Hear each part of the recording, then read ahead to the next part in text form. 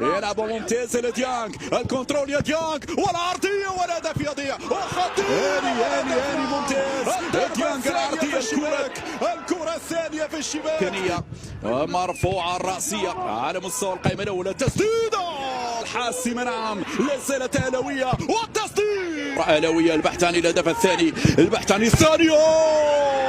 الان الدائره الايمن العرضيه وياسر يتدخل. ياسر لا زالت الخطوط. هذه كره العرضيه، التغطيه الدفاعيه لا زالت اهلاويه. دانو هذه خطيره لساس، يمشي ساس ودانو مره اخرى. اللقطه كان فيها الخطوره